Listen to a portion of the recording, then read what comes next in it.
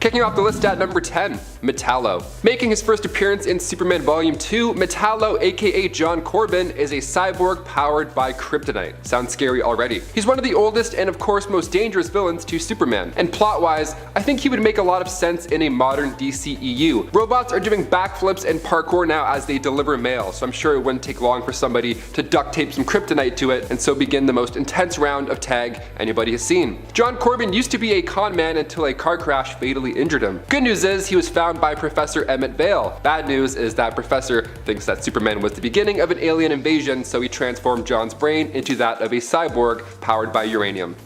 Nice. Hip replacement? Nope, you're a robot now. Enjoy. His first task upon waking up was of course to go after Superman, but it gets wild because once METALLO was given a more human look to go along with the kryptonite heart, he took out Professor Vale, his own creator. He didn't see a use for Vale after his upgrade, which that's pretty terrifying. I'm here for this plan. Just wrap some kryptonite around a pigeon and send him. That would also probably work too. Number 9, Brainiac. Another rival of Superman, Brainiac made his first appearance in Action Comics 242. Now this guy is a very specific villain. He would love to steal cities. Yeah, you heard me, not wallets or purses, cities. He took Metropolis at one point. I mean, this guy is just insane. He would use this thing called a shrinking ray, which does exactly what you would think it does, and he would take cities back to his planet. He just has a collection of cities. What a weird, I mean, try rocks. It's a bit more fun. Vril Dox. He started his days as a scientist and then one day he successfully cloned himself because he needed an assistant, and who better to hire than yourself. There you go. He built the spaceship next and then traveled the cosmos, gaining knowledge and studying alien organisms with the help of his robot drones, but during these travels he came across Krypton while General Zod was still running the show, so he shrunk down the entire city of Kandor and studied it in his ship. Which is also so funny to me. He's just checking out like cities and alleys. He's like, oh yes, I see. Google Earth, my friend, Google Earth. I don't know, it'll save lives. He made a remote scout unit that believed it was the original Vril Dox, and then it traveled to Earth and took over the body of sideshow mentalist Milton Fine, whose stage name was, you guessed it, Brainiac. Number 8, Parasite. Rudy Jones. He first appeared in Firestorm Volume 2, Issue 58. He was once a janitor at the Pittsburgh branch of Star Labs, so naturally, he was involved in an accident that changed his life forever. Classic janitor in a comic book storyline. He's like, whoa, it's pretty wet here, and then he's like made of plasma. Classic. Darkseid remembered the Parasite who existed before Crisis on Infinite Earths when it was Maxwell Jensen, and he simply wanted Jones to become the new version of that. Under his influence, of course. He made Rudy open up a waste container thinking there was something valuable and awesome inside, but instead what he got was exposure to radiation, so he was changed into a bald, green-skinned, well, you guessed it, parasite. Absolutely.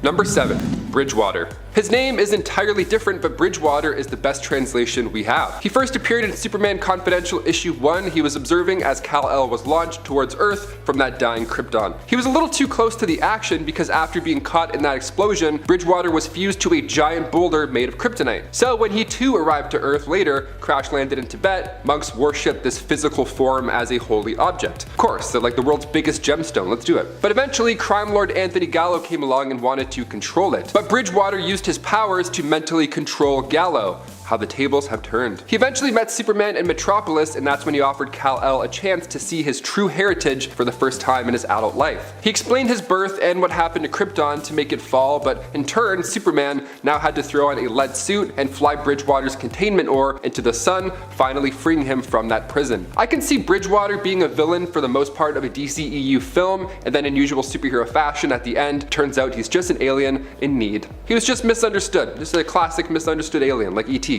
And before we continue with this list, you want to go ahead and give us a thumbs up. That would be lovely. You nerds are the best. Now let's get right back to this video. Nice and quick.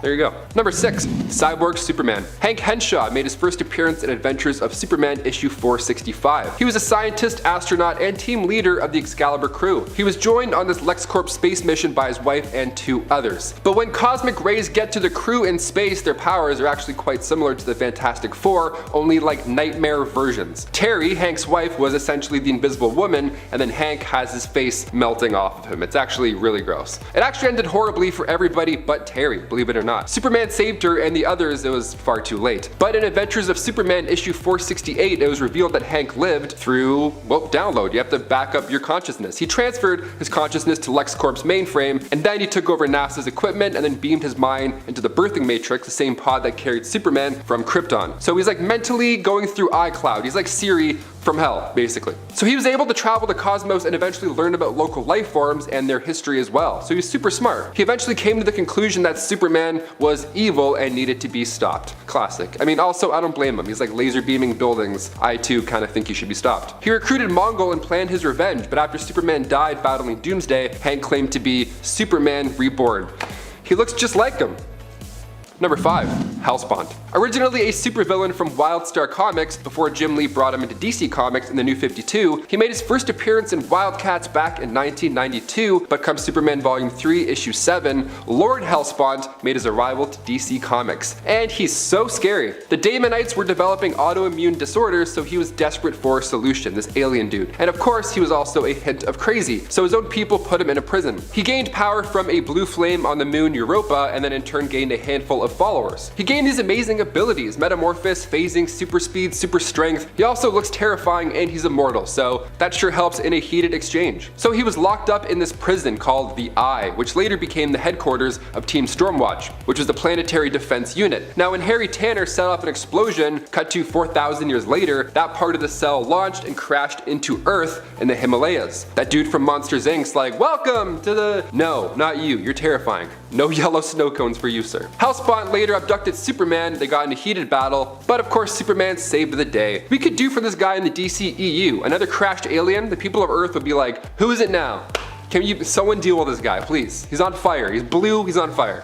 Number 4. Super Doom. Coming from Earth 45, this Superman was also a project gone wrong. He first appeared in Action Comics Volume 2 Issue 9 back when Jimmy Olsen created a machine that turns thoughts into reality, which sounds scary when you think about it. You're like, I don't know if I want to do it, no one read my stuff. The gang decided to make a robot Superman out of this tech. They ended up selling this device to Overcorp, which made it into Superman the Last Night of Tomorrow, aka the monstrous Super Doom. It just sounded like a bad idea. Even as I was saying it out loud, I'm like, oh come on Jimmy. Overcorp used him to take over the planet, but still, that wasn't enough. Super Doom entered the bleed space where he would then search the multiverse for all of its creators, destroying planets and other versions of Superman like Optiman of Earth 36 or Superman of Earth 42, but eventually it came to Earth 23 and had to go toe-to-toe with their Superman, President Calvin Harris. I'm all for this guy. We're gonna get some DCEU multiverse stuff going on. He could totally slip in. Number 3. Toyman. This guy we saw in live action before in Smallville, so there's hope that he'll make an appearance in the DCEU. Toyman, aka Winslow Schott, is considered a mechanical genius who, yes, is also a little mad. His first appearance was in the Golden Age back in Action Comics issue 64. On the cover, he's hopping over Superman by using a pogo stick. So if we're bringing him into live action, we need this scene to happen. The theater would applause, it would go nuts. He first designed an army of toy soldiers that actually shot knockout gas. Toy Story, but make it a horror film. There you go. The second version of Toyman is my personal favorite. Jack Nimble took Winslow's spot in the 70s after he retired. His outfit was much better. He dressed like a jester and he flew a little plane. A plane that he was far too big for. He kept his legs outside of the plane on the wings. He's just man-spreading like a true villain. Number 2. Mr. Mxyzptlk. This man of mystery made his first dazzling appearance in Superman Volume 2 Issue 11. He is awesome. Now at first sight, he seems like an ordinary dude. He's in the office with Lois and Clark, he's the new guy in the office, and right as Lois and Clark are gearing up to leave for their lunch, that random dude starts to rub Lois's feet. In the office, he's just rubbing feet, just the foot guy in the office. He has a coffee in one hand and a foot in the other. Normal office behavior, so weird. But it's even weirder when Lois agreed to go get lunch with that guy. She bailed on Superman, which is insane. She went with Foot Rub Ronnie. They go to lunch and they come back 4 hours later, which is concerning. And then at this point, Lois still doesn't know what happened or anything about this man. She doesn't know how much time has passed. She's oblivious to a gorilla attack that's happening behind her. She's in a daze, something's wrong. And then he turns Lois into a mannequin, like an I Am Legend. So what's happening? This is terrifying. This man is not into foot rubs or he doesn't work at this office. He's actually an imp from the 5th dimension. His real name doesn't even translate into Earth's languages, so we call him Mr. Mixie. He can manipulate anything and everything. He is nigh omnipotent. I think a 5th dimension imp would actually be great for the cosmic elements of the DCEU. Like I said, Marvel's getting all trippy with their cosmic TV show, Disney Plus shows. They can do this if they want, I'm just saying. Number 1. Manchester Black. Making his very first appearance in Action Comics issue 775, he's an English dude who ran a team of anti-heroes called the Elite. He had a horrible childhood, his parents were awful to him, so he grew up believing that the best way to handle a villain was just to take them out.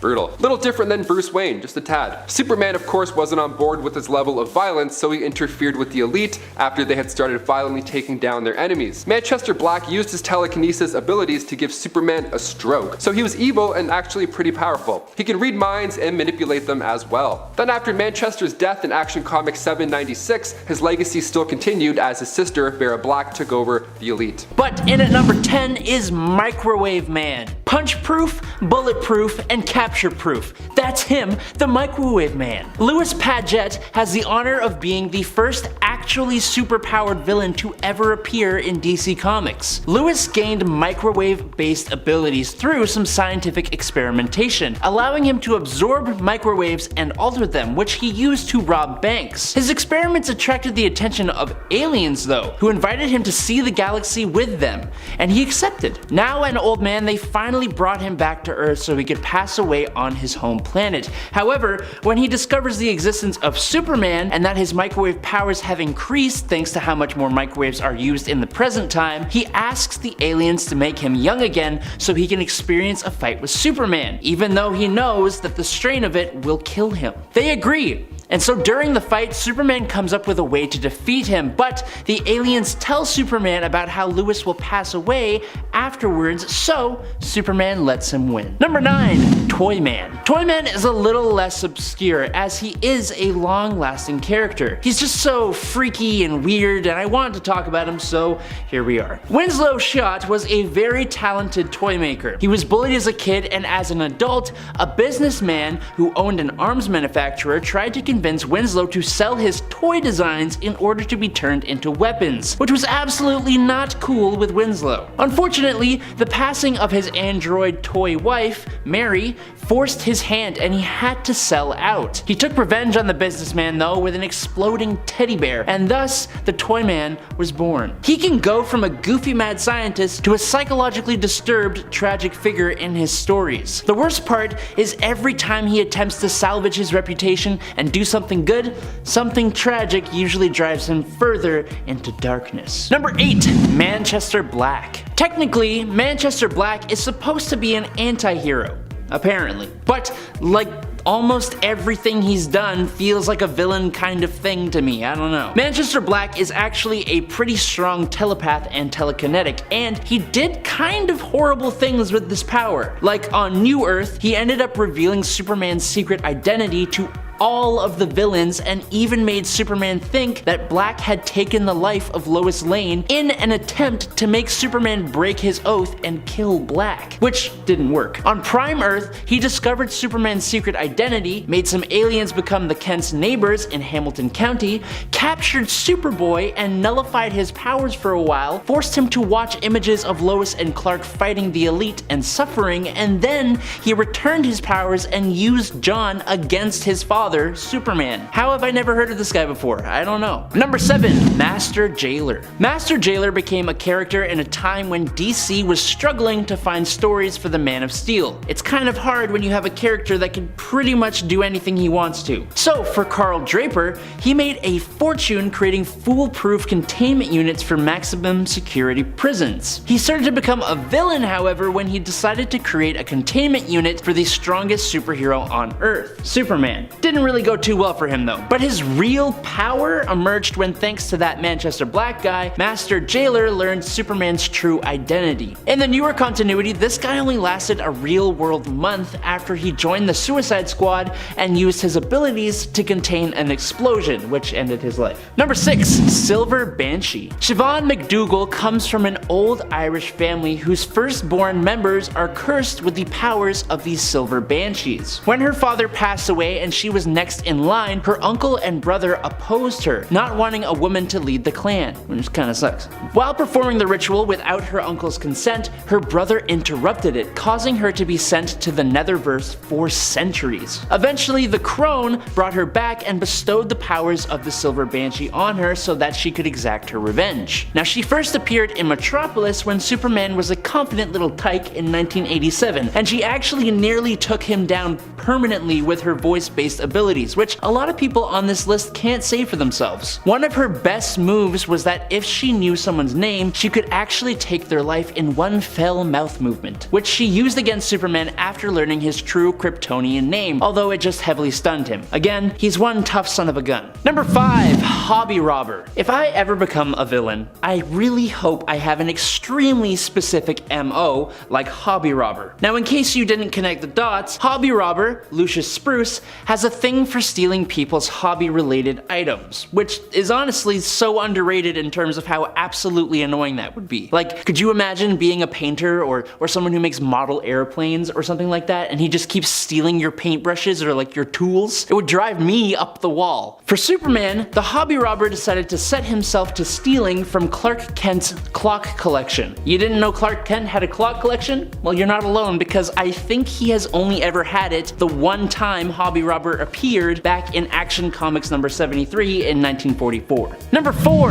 The Dummy. While the villain known as the Dummy was technically a vigilante villain, he has gone up against the Man of Steel himself, although extremely unsuccessfully, which shouldn't be surprising as the Dummy is either a very small man or a wooden ventriloquist dummy brought to life, who wields a walking stick that can fire a force beam and is really smart, which I feel like is untrue given the fact that he has tried to take on the Man of Steel while being 3'1". But hey, he had the courage to try his best, which is still something, so I can, The Dummy first appeared in Leading Comics number 1 in December 1941, and the best thing about this character is the fact that we actually don't know if he is or isn't an actual ventriloquist dummy. Number 3. TITANO. Maybe it's just me, but I noticed a lot of villains from DC Comics happen to be apes. I read a lot of comics, it's kind of part of this job, but I have never fully understood why DC specifically has a majority of ape-based supervillains. TITANO, though, is one of the more interesting ones. As a chimpanzee in a space program, he got bombarded with cosmic radiation that made him grow to an absolutely ridiculous size, go rampaging in Metropolis, and for some reason,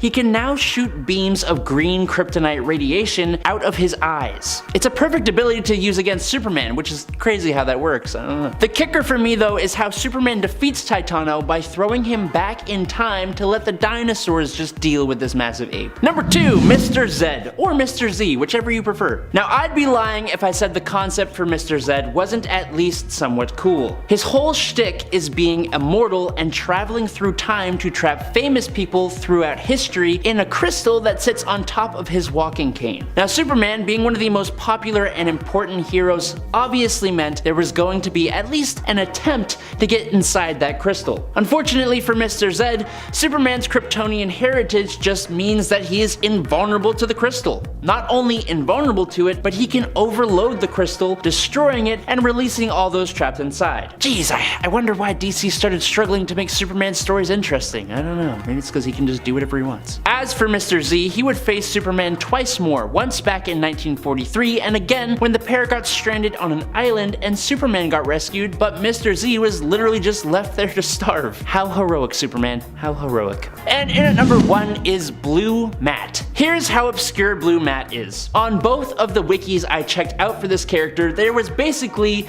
zero information. Matt appeared only in World's Finest Superman and Batman number 312 and 313 in 1985 as a member of the villainous group known as The Network. They arrive on the scene and instantly start explaining their powers while they start attacking people, which is an interesting way to go about it, but there you go. Other members can control sound waves, electrocute people, disintegrate people, all that fun villain stuff, but Blue Matt, he goes invisible. And he can turn other things invisible, like when he turned a wall invisible that Batman just runs right into when he's trying to attack Blue Matt. Blue Matt also seems to be the most shy one in the group as he keeps umming and ahhing whenever he talks, which is honestly kind of adorable, I can't lie. In its METALLO, John Corbin is usually featured as either a willing volunteer for a surgery or a mortally wounded test subject that needs this surgery to save his life. METALLO first appeared in the Superman comic strip storyline The Menace of METALLO, which ran from the 15th of December 1958 to the 4th of April 1959. This procedure, whether willing or not, ends up turning John into a cyborg powered by a kryptonite heart, which I think you know what that means. While usually working as another supervillain's lackey, METALLO has the strength to go head to head with the Man of Steel, especially given that he has the strength of Superman and then weakens him with his heart when he's nearby. Metallo's robot body offers him a high degree of protection from physical and energy attacks as well. Among his enhanced abilities, he also no longer needs to eat, sleep, or breathe. And isn't that the dream? His brain is also sealed away inside a shielded alloy skull that has its own power supply. So trust me, I know. Sentient robots that want to kill are definitely not something to be trifled with. At least the timeline for Metallo isn't all that complicated. And at 9, Parasite. The Raymond Maxwell Jensen version of the Parasite first appeared in Action Comics number 340 from 1966 and is basically like some weird form of mind melder that has the ability to temporarily absorb the life energy, superpowers, and knowledge of their victim. The character was actually created by Jim Shooter, who was 13 when he thought of the character. Following an encounter with a strange visitor, however, the Parasite's powers were enhanced and enabled him to retain the energy he takes for longer, as well as granting Jones, the next Parasite, the ability to shapeshift. He can now physically morph into his victims right down to their DNA, being able to access their memories, gain their natural abilities, and mimic their voice, which I think is pretty damn dangerous. At least it only lasts for a certain length of time though. However, Parasite also absorbs the weaknesses of superpowered individuals, even if someone else he absorbs has an immunity to it. And at 8, Lex Luthor. While you can't really have a list of Superman villains without Lex, the character isn't all that powerful when you look at it. Like sure, he's popular among fans and runs a business, so he has some pull in society and whatnot, but in reality he's just a dude with mommy issues that is just jealous of Superman. Sure, at some points he may wear and pilot a mech suit that gives him advanced weaponry and whatnot, but otherwise he's just a guy who pays other guys to fight for him. Which I mean, like, in a sense money is power, but like when compared to other people on this list, and even compared to Superman, Lex doesn't really have much going for him, aside from maybe a little bit of kryptonite. But Lex is constantly losing to Supes as well, which only makes him angrier, and that's just funny as hell to me. We love it when a jerk gets mad because he didn't get what he wants. Lex is kind of like a brat, like the kind of brat that will team up with their parents to take out the town's crazy dude if they need to.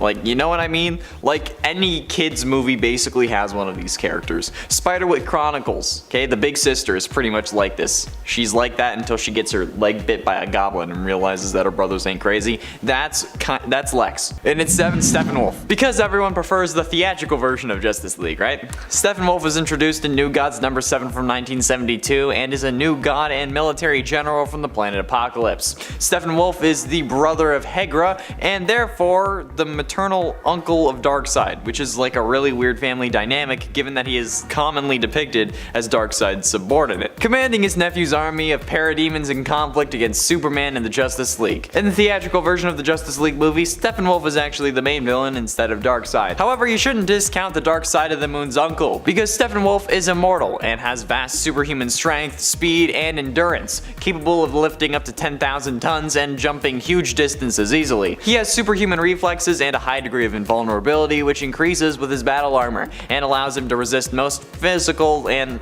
energetic attacks. So while yes, they did manage to defeat him, it was still quite the battle. And at 6, Mr. MXYZPTLK. MXYZPTLK possesses reality warping powers with which he enjoys tormenting Superman or just making life difficult because he's like a little sibling.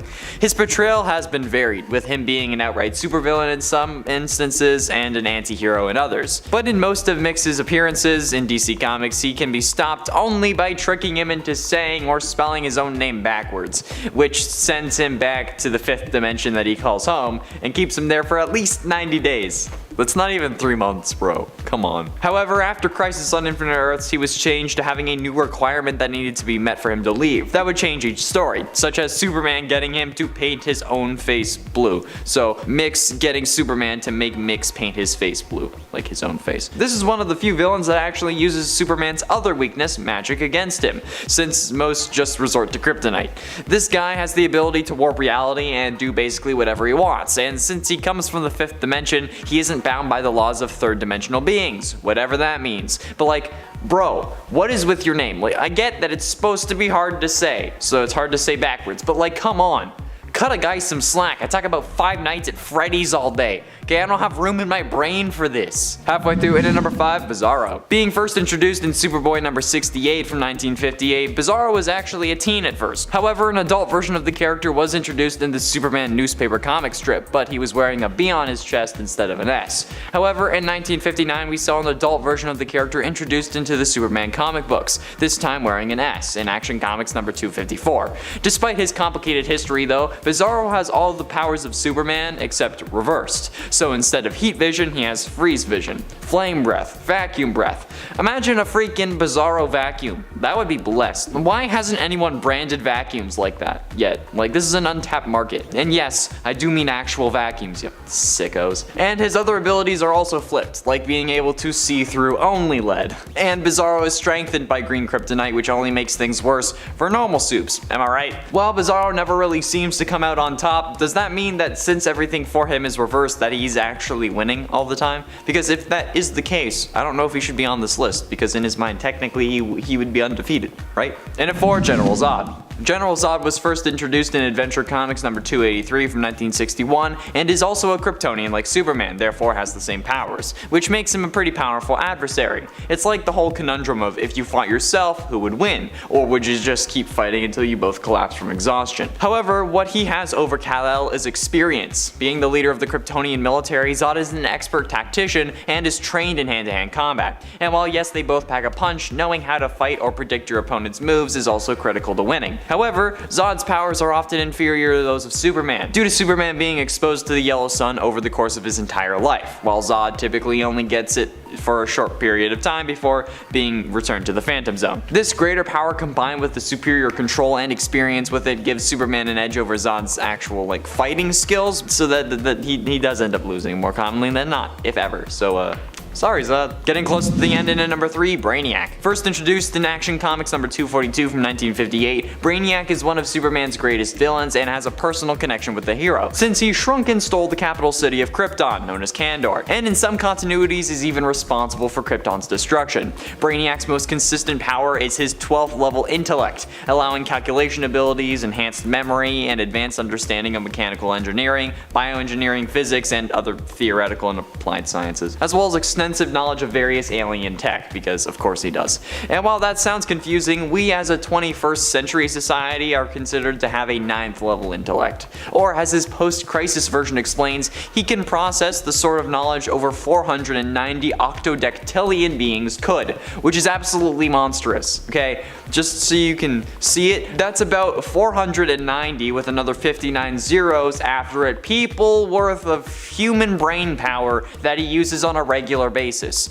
So yeah, he's definitely a smart cookie, but not the one that they use in Squid Game. Is that still a popular thing? Penultimately, in number 2, Darkseid. Darkseid was first introduced in Forever People number 1 and is the tyrannical ruler of Apocalypse and leader of the New Gods. As a new god, however, Darkseid is among the most powerful beings in the DC universe. His most well-known and utilized ability derives from the Omega effect, which allows him to blast Omega beams from his eyes. Omega beams are an intense form of basically heated energy that can either act as a concussive force to subdue an opponent, or as a disintegrating agent capable of eradicating organisms or objects from existence.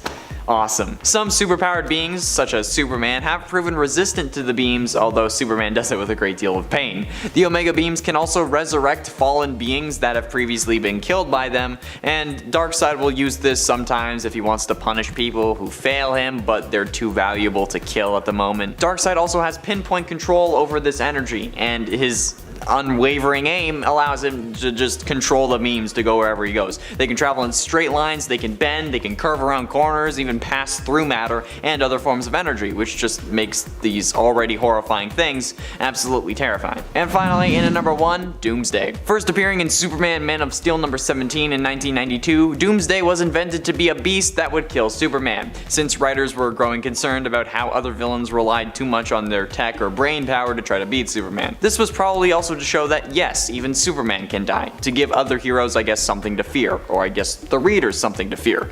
Doomsday is depicted as a monstrous, genetically engineered being from the depths of prehistoric Krypton. His creator imbued him with a few feelings, mostly hate and the desire for destruction, which let's face it, same. But this led to him destroying worlds and eventually finding Earth, where he met Superman. Doomsday is the one who killed Superman in Kelly's favorite The Death of Superman storyline, and the big thing with Doomsday is his ability to evolve. Doomsday gradually becomes more invulnerable, if not injured beyond his ability to recover. Superman once used a sound gun to greatly discomfort him, but Doomsday's auditory canals closed up, making him impervious to the weapon next time. So basically anything that hurts or kills him basically won't do that a second time, which is absolutely absurd and definitely makes him one of Superman's greatest foes. And you know, he's the only one who killed him, so yeah, that's a number 1.